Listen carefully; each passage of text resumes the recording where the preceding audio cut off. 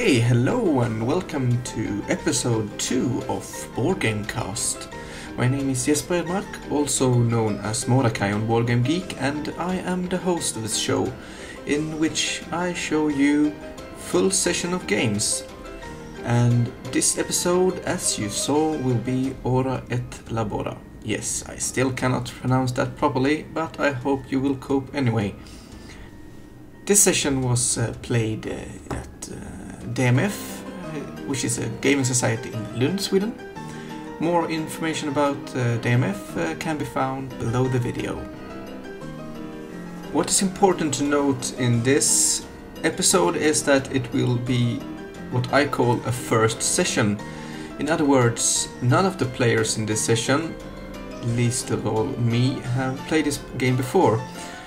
So I will not be able to give you that much of an insight to, say, strategy, but I will give you an impression of what it is like to play this game for the first time. This game is made by Uwe Rosenberg, and this is the ongoing series of resource management games that he is making. Most prominently of these are, of course, Agricola. And well, I will make a few references to Agricola as well as Labora over the course of the game, but I will mainly talk about this particular game, Ora et Labora. What I would like to say at the start of this is that this episode is more heavily cut than the other episode was. The game time was about 2 hours 15 minutes, and I have cut out 1 hour and 18 minutes of footage here. So there will be quite a lot of transitions, and I hope you will like the more shorter format, but please say what you prefer in the comments and I can use that later. The first round took quite some time to complete. As you saw, there are 3 players here. First player 1, is Hampus, and he took wood as his first action. My first action here, I'm player 2, was to build... well, I wanted to be a farmer of sheep, apparently, because I took the building that benefits you when you have a lot of sheep. And then I built the first extension to my heartland. I agonized over which side I wanted here, and I took the one with the most resources. I don't know if that was the correct choice, but we had absolutely no idea what the worth were of the different actions and the different resources, so I took a shot in the dark here. Player 3, Jakob, he decides that he wants to go for stone here at the start, stone merchant, and he made good use of that over the course of the game. Another interesting thing here is that he first decided, oh no, I don't want to use the action immediately with a prior, it costs too much, and then he thought about it and he decided, well, then again, you only have so many actions in the game, so I guess I better use it. And we have some takebacks in this game, and it was perfectly allowed as a first session after all. Hampus then decided to take gold to get some money and buy his first extension to the Heartland. This is also an interesting decision he made here, because at first he thought, well, I can wait. And then we noticed that, yes, but plots, they are getting more expensive each time someone takes them. So he decided to spend the money immediately instead of waiting. At this point we have no idea what to aim for, really. And that's something that became apparent throughout the game, that we really did not know what we were doing most of the time. I had a semblance of a plan at the start, and I know we discussed it at length, that it's very hard to know what to do early. But as you will see, we managed somehow, and it became a very good game. This might become one of my new favorite games. If you compare it to Agricola, I feel that it doesn't have the same urgency as Agricola has. The scramble for food in Agricola and building a food engine is not as apparent in this. So it's not the same urgency. It's also not as heavy as Labora, I would say. Maybe because we focused more on our own positions here, instead of focusing on every player's position. But I will come back to that later, I think. So the second round has its completion here. As you see, I'm going for the sheep. I wanted to wait, but I had to take it before I noticed that they are worth a lot of food, and they probably would have gone before I could take it the next round. There's an interesting mechanic in this game, the 2-1-1 action system, where the start player has 2 actions and the other player has 1. I really like that. It works. You might think that the start player each turn has a huge advantage having an extra action, but it actually is quite balanced, since if you use your available clergymen on the first action and all of them are out on your heartland, then your second action will be quite limited. Also, the best resources are often taken before you get your second action, so that extra action isn't that much of a game breaker. Actually, it's not game breaking at all. It also makes the game go in an orderly, clockwise order, so you don't have to think about that. The only thing you have to pay close attention to there is when to move the wheel. So in other words, the different rounds when they start and end. Yes, you have a benefit of going first, but going third is, in this free play game, did not seem like that much of a penalty. I feel that the game is balanced. Also, as a third player, you will have the last action of the game, I believe, at least. That was the case in Labora, so I can't... I don't remember actually, but I guess we will see that later in this video. If we go back to the game length here, I will confess to being the one which had the most analysis paralysis in this game. If you have checked my Board Game Geek profile, you will notice that I have purchased the mini badge of AP Prone, and that unfortunately showed in this game. It reared its ugly head, my AP, and I spent some time thinking about what to do. I really hope that I can play faster next time around. Not that it seemed to bother my opponents that much, but we have played a lot together, so they know that I'm prone to AP at times. Some of the early actions and some of the later later actions just at the end of the game. It's really, at the beginning it's really hard to see what your actions will lead to. We had some actions, Hampus especially took some actions where we thought about it for a short time and then said, well, I don't know what to do, so I'll just take the resource that is worth most at the moment, the one that is furthest along the wheel. And that's not a bad choice when you don't know the game.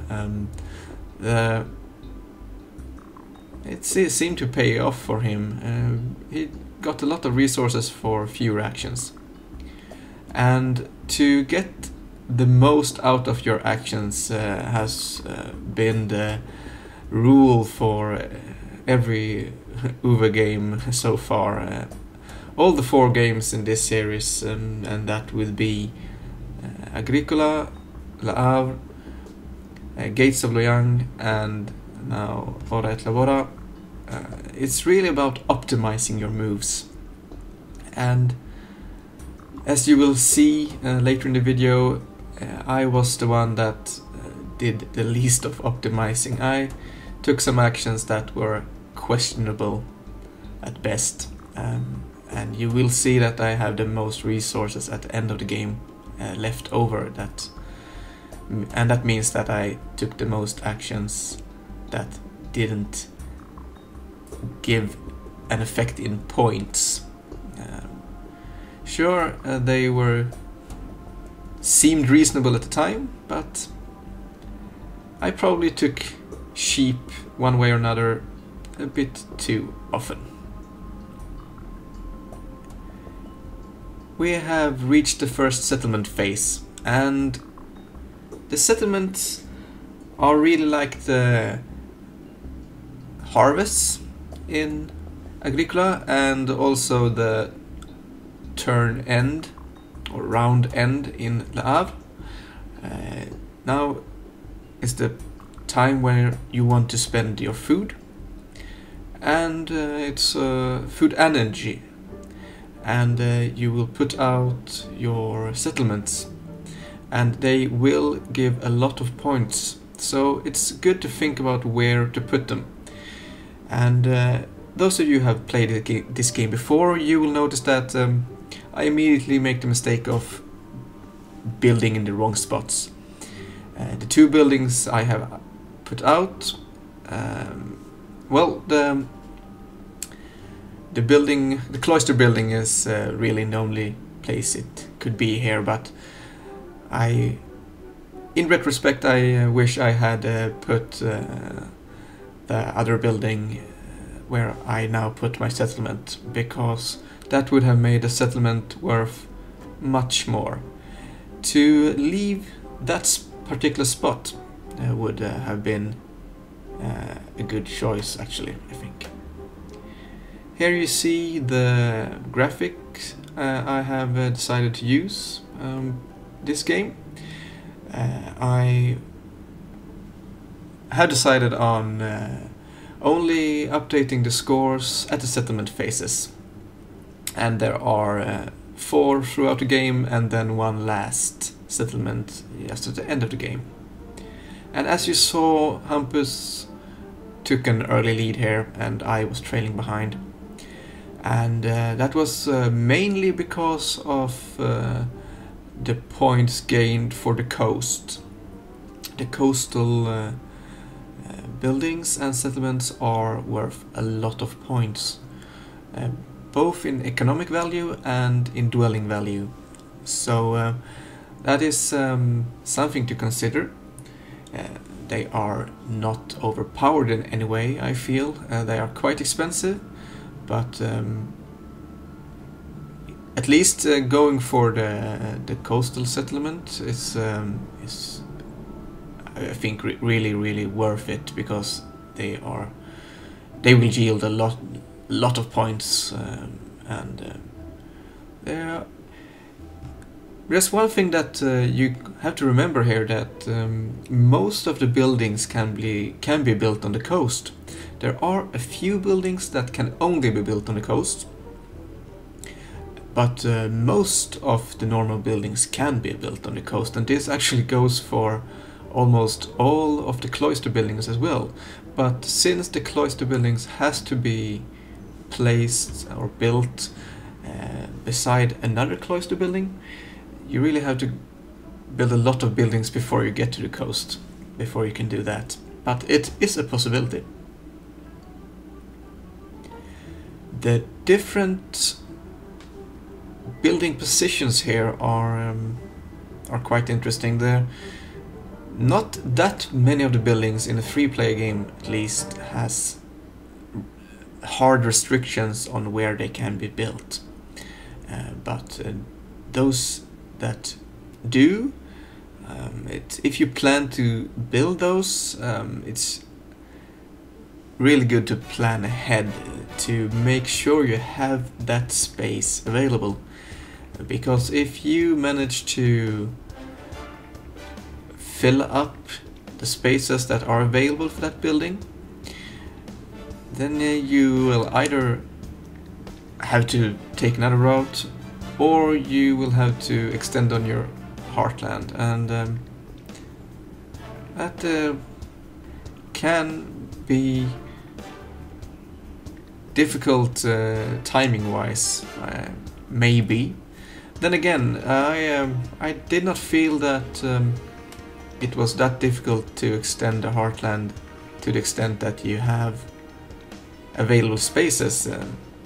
The most difficult choice I feel is which side of the vertical one I want, the one that is placed on top or the bottom of your heartland. Do you want that one to be filled with resources, or do you want it to be as open as possible? You can have either the side that I picked here, that has 2 hillside spots and 2 forests and 1 more. That will give you access to a lot of wood and peat if you clear them with actions, but then that will take more actions. If you choose the other side, you will have 1 hillside space and 1 forest space, and then the 3 in the middle are plain. So that will give you immediate building spots, but you will have less resources. Both are viable. I mean, the one with more resources can be really great if you need to spend a lot of peat and wood. That is really good to have.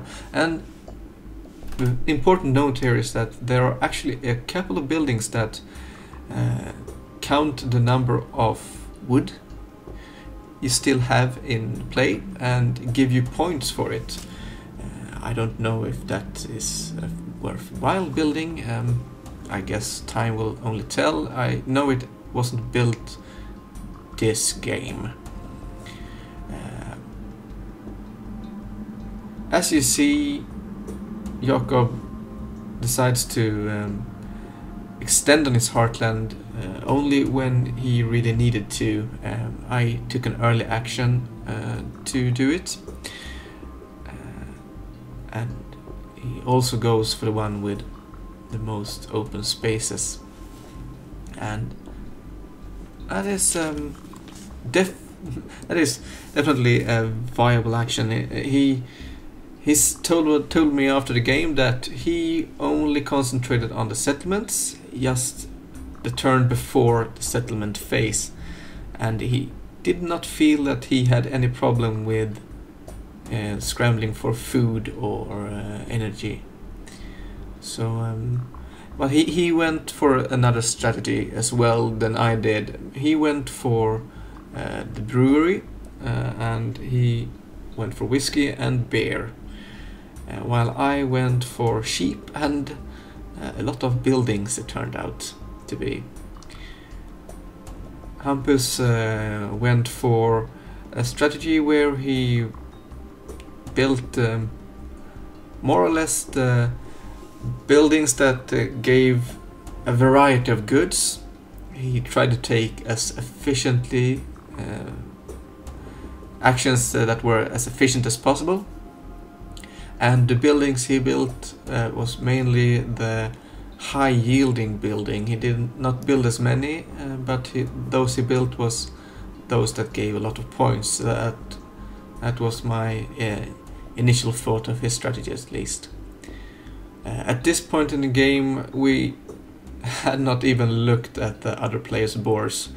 I did not know what they had, and we really forgot about the fact that bribing the other players' cloister members to do their actions for you is really strong move, and that will be apparent later in this episode when we start to do that, but I feel that can be done a lot earlier. It's strong moves for two reasons. It's not that expensive. One coin isn't that game changing, so it's not as punishing to use the other players' buildings. Also, it can screw around with the opponents quite a lot. To, for instance, use their last cloister member, especially if that is a prior. That means that they will not be able to build and use an action immediately. So no double actions. You can actually block that if you time it correctly. That also means that leaving your prior as the last cloister member available, like I do here, it can be a gamble. I don't think that it was a gamble in this position, especially as I said, we had not really noticed how powerful using the other players' buildings were, but it if it had been further into the game, this would have been a gamble if I wanted to build for my next action here. Remember though that if you use another player's third pawn, then they will get the pawns back at the beginning of the next round. So especially if it's just before a round end, then you can actually help them quite a lot. One important piece of information here is that you can choose which of the cloister members, which of the brothers that you can put out. You can only choose which space they go to when you bribe, so you can't force another player to use the prior on a particular building. And that is important because a few of the buildings later in the game, they actually are dependent on where the different priors are positioned. So that is quite important. Also, you can't deny an opponent of a double action of building and using that building immediately if they have other brothers available. We are just reaching the second settlement phase here, settlement phase B,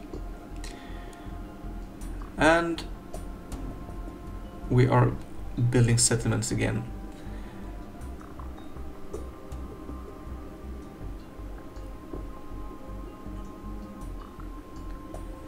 The cards you are seeing distributed here are the new cards that you get after the settlement phase.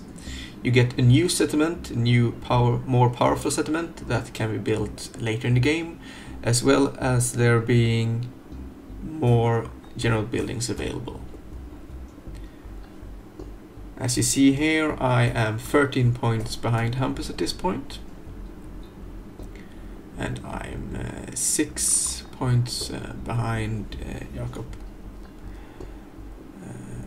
And it's again those coastal buildings that are really giving Hampus his lead here. They're giving quite a lot. But then again, they cost a lot of resources as well, so I would say they are balanced.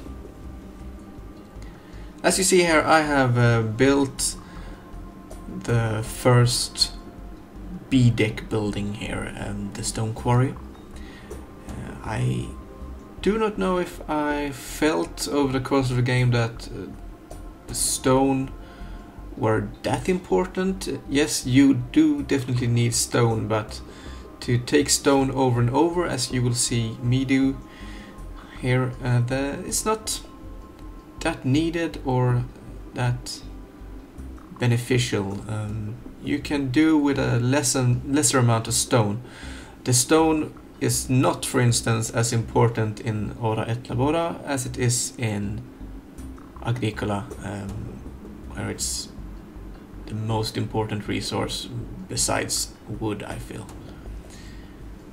And speaking of which, wood is more important here than I thought, but less important than I first suspected. I went into this game thinking that the basic resources, they would be really important. Over the course of the game here, I decided to, oh well, no, maybe not. Maybe you don't need them as much as I thought you would. But then again, you can use certain buildings with resources that, in this case, Jakob has built. He goes for the shipyard, for instance. That uses a lot of wood, but then again it yields a lot of points as well. If I had gone for that, I would probably have valued wood a bit higher than I do here. But it's really hard to say. Still at this point we have not been using each other's buildings very much. I think Hampus has bribed Jakob once, and I have bribed Hampus once, I think. So it's not... We haven't caught on yet at this point in the game.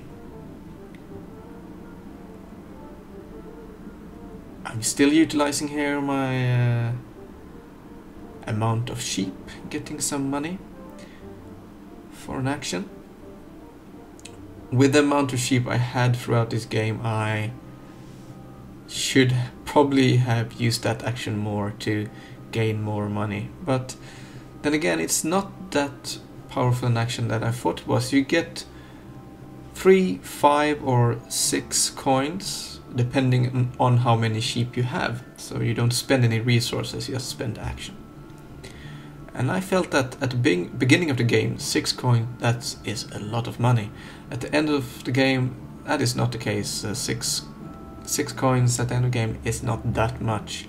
Yes, 2 coins is worth a victory point, but well, that is well, actually 5 coins are worth a victory point, so it's still worth it, worth points to have money, but you don't need that much money.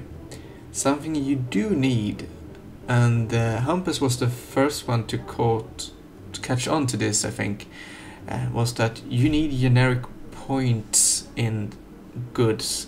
There are 4 types of goods besides money that give generic victory points, and that is books, as you see Hampus has here, one here. There are ornaments, and Jakob has one here. There are also pottery. The last one is reliquary, which is worth 8 points. Books are worth 2, pottery 3, ornaments 4, and reliquary is worth 8. And the reason that these are important to get over the course of the game and just not in the end is that several of the late game actions require you to spend some of these either generic points or specific goods like books or lingerie to trade into for more points.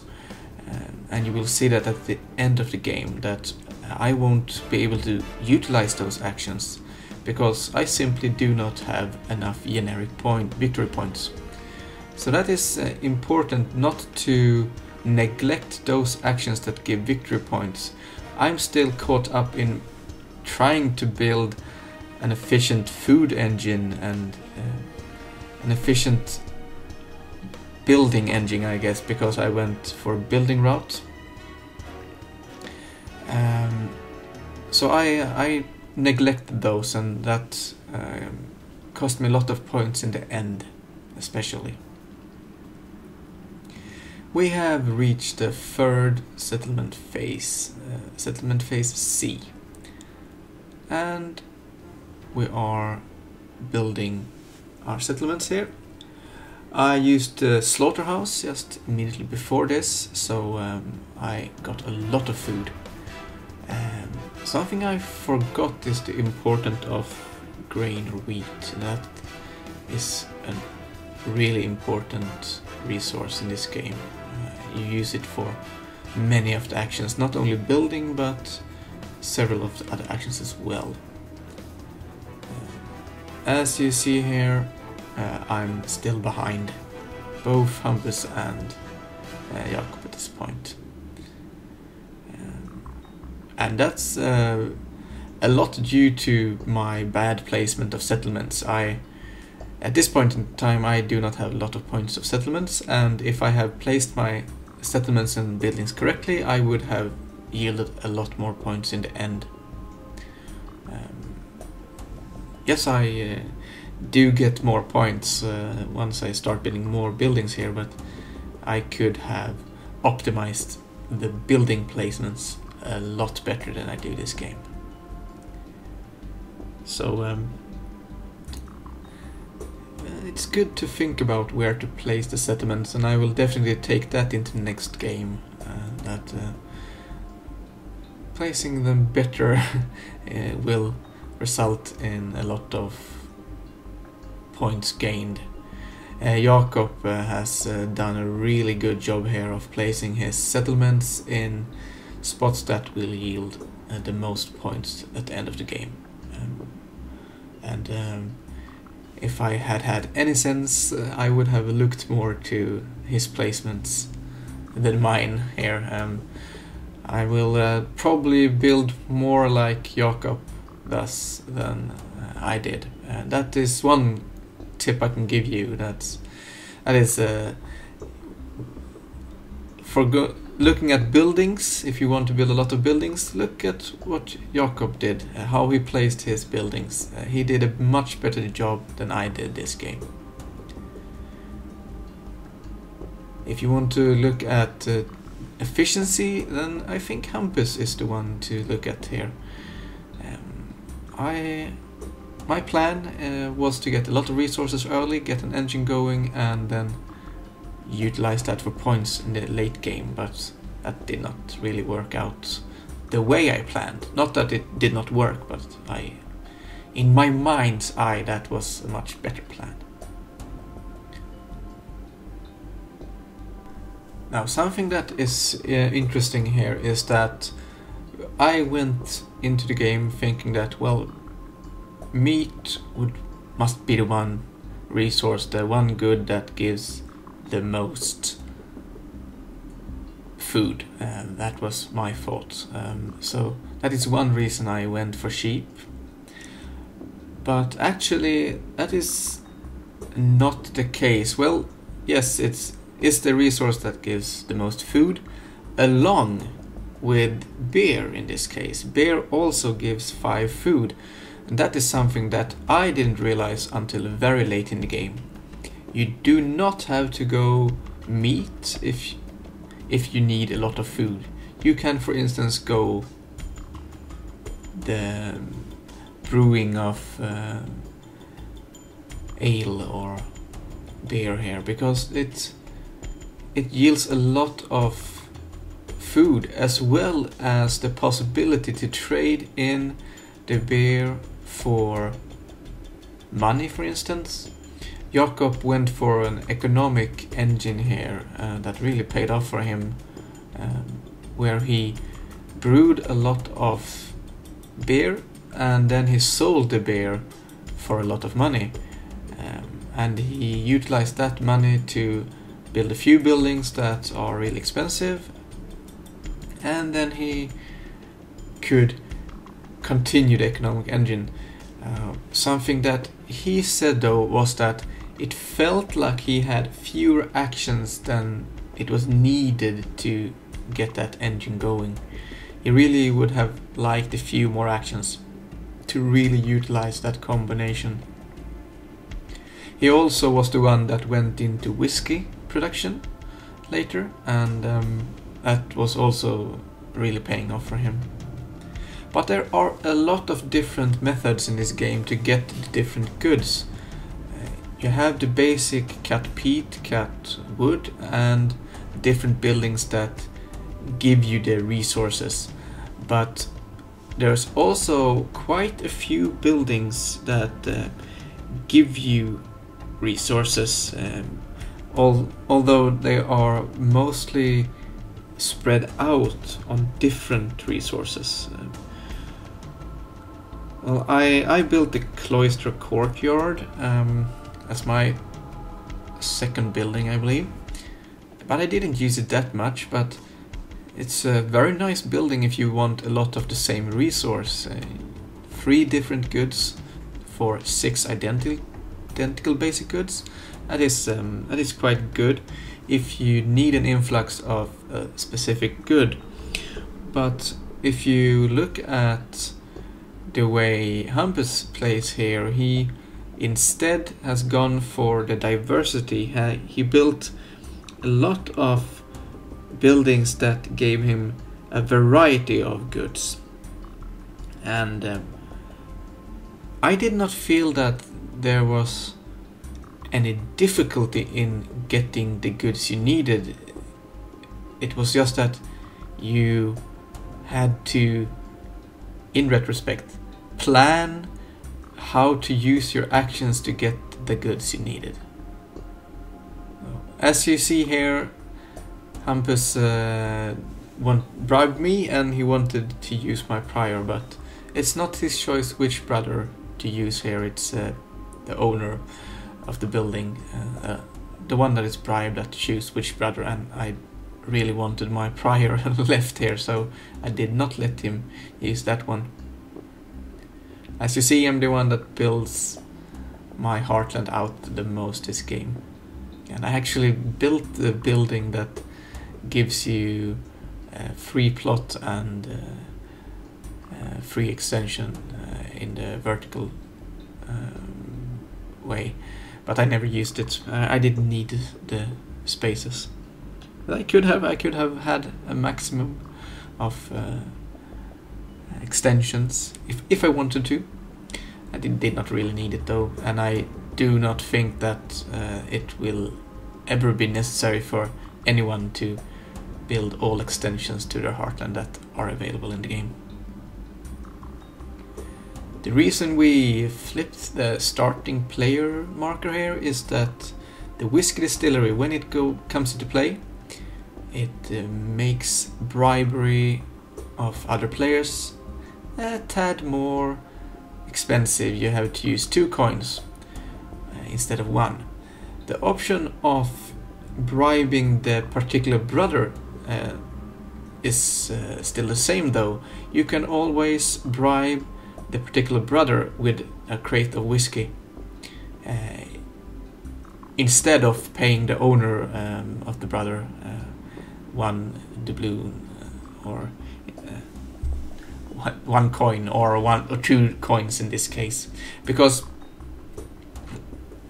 it's what happens is that you bribe the brother with a whiskey, and the brother uses the action and then drinks the whiskey, so it goes back to the supply. So the owner of the brother does not get anything for the action. But on the other hand, it's more expensive to use whiskey instead of coins, because whiskey are also a victory point and can be used in a lot of the late game buildings to trade into more points.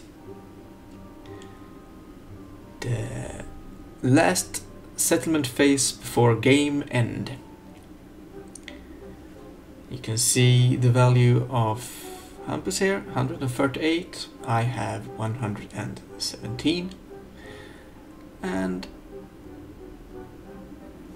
Jakob has 150. He has taken the lead here. He really did go for that economic buildings that they gave a lot of points here. At this point we had a discussion that we had no clue towards which player had the most points, who were in the lead, who had the best chance of winning. We had no clue, and that was something that we joked about over the course of the entire game, that we really had no clue who were winning or how you got the position to bring in those late game points. As it turned out, I made a lot of points from my buildings in the end. Once I started getting my buildings out, the dwelling value especially skyrocketed on my heartland, and I got quite a lot out of the economic value as well. While Hampus, for instance, he went a lot for points in goods, and he were the first one to trade into a wonder, and he had a very huge lead if you just looked at the amount of points in goods. So at the end there, it looked like he would be a clear winner. That was what Jakob thought, and I had no clue. I really did not know. I thought that I had a potential chance here to win it, because I knew that I would get a lot of points when we calculated the settlement and economic value of buildings, something that we did not do during the game. All the graphics have been done by me afterwards, and I took pictures after the game. I replayed the game to see if we had made any major mistakes, so I could correct those, and I also took pictures of the settlement phases of each player's board and what goods they had available, to be able to show you what we had, both in points and in goods, in resources. Here my plans that I have worked for quite a while come into fruition. I build a castle. It's not only worth a lot of points, and I mean a lot of points. I also have saved up food and energy, so I can build those extra settlements that become available when the castle goes into play. So I will do a leap in victory points here in the end, simply because I built that castle and I have saved up both food and energy to be able to finalize my strategy in this game, which was settlements and buildings.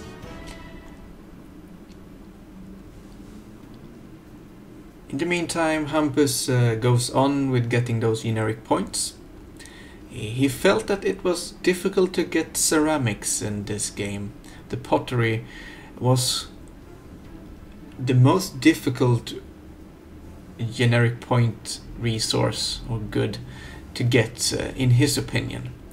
And that's something to think about, that there are certain actions that give you generic points, and you can choose which of the items that give only points to the take.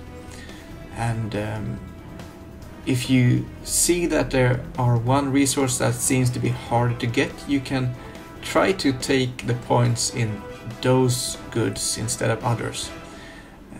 To be able to, for instance, trade them into a wonder through one of the buildings that comes into the D pile, the sacristy, for instance. That building requires 1 book, 1 ceramic, 1 ornament, and 1 reliquary, and you trade them into a wonder, and that is exactly what happened there. Hampus did exactly that.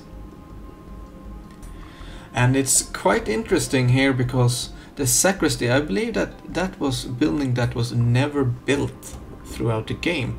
There is a building called the guest house that allows you to use any unbuilt building, and Hampus especially utilized that building a lot, and he also did it in a combination with a cloister building that is called the priory, that allows you to use any building occupied by a prior. So he put his prior on the guest house and utilized, in this case, the sacristy, and then he put a regular brother on the priory and used the guest house again. So he really utilized that possible effect of using buildings that has not been built by any player. So he felt that he had the choice of a lot of buildings, and I know that Jakob caught onto this, and he both stopped Hampus from utilizing that combination, and he used it himself by bribing one of Hampus's brothers with a crate of whiskey, putting that brother on the priory and utilizing the prior that was standing on the guest house. So that is a quite powerful combination, especially if the same player has both of them, because then he has the possibility to utilize that combination without having to bribe anyone. One interesting thing to note here is that if you use the priory, you can use the effect of someone else's prior as well without doing any bribing.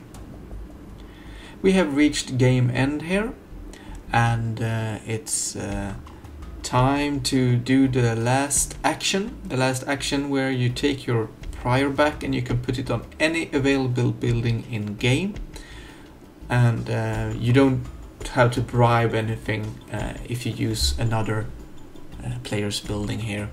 So that basically means that you can use any available action in the game as your last action, since the guest house is there to provide you with the unbuilt buildings as well. And I was the one that had the worst last action here. I built an extra settlement, and that was my plan, sure, but it could have been a better action, I think. But I did not have the generic points to use, for instance, the sacristy or any of the other actions that yield you bonus points.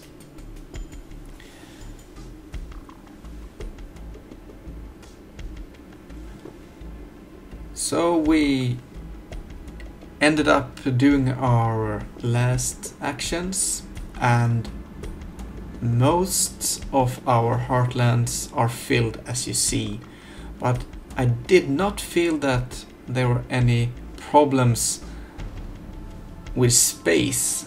My problems were that I had building places that I wanted to use that I could not utilize because I didn't clear the space beforehand. So at the end we have Hampus with 212. I finish up with 212, and my points are in buildings exclusively, and Jakob at 208. And that means that both Hampus and me are winners in this game, because there are no tiebreaker in this game. An interesting thing to note here is that when we calculated the score after the game, I made a calculating error and ended up with 208 points instead of 212. I missed a 4-point building in my economic value, so that is something I only noticed when I went through the video. If you notice anything we have done wrong here, please write it in the comments so I can make sure that everything is correct at the end. Also, that would help us the next time we play this game to diminish the risk of errors.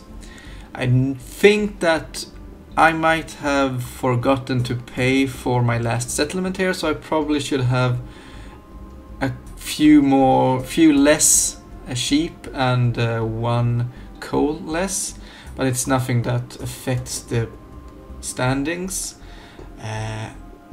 But other than that, you can see that Jakob is the one that had the most efficient actions goods wise. He only had 1 wasted good here, 1 malt, while Hampus has a few goods that doesn't give him anything at the end, and I have, even if I pay a couple of sheep and energy here at the end, I have a lot of goods that I did not utilize. At least 1 action taking stone was just not used at all in the end, which meant that I could have used that action for something that gave points instead. So what are my conclusions on this game? Well, I really like this game. I like Agricola. I think that is a fantastic game. I really like Le Havre, although I think Agricola is a little more user-friendly, if you call it that, than Le Havre. It's a little faster to play, a little easier to get into. Something that I really like with this game, there are no random elements in this game. So if the more you play it, the better you will get. You will not get screwed by any random elements. And that can happen in Agricola if you get the wrong set of cards. But I really like this game. It will definitely be one of my favorites. I will definitely propose to play this soon with my friends. And on that note, this session is over. I hope you enjoyed yourself. You might have noticed that I tried to do this in as few takes as possible. If that is something that you liked, then please say so. If you prefer me going over what I say and do more play-by-play commentary, then please put that in the comments.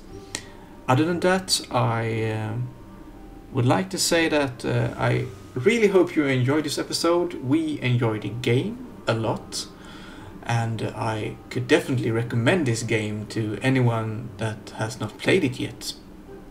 And on that note, I will put the end credits on and give you the ending music here.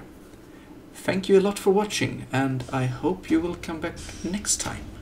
Bye bye.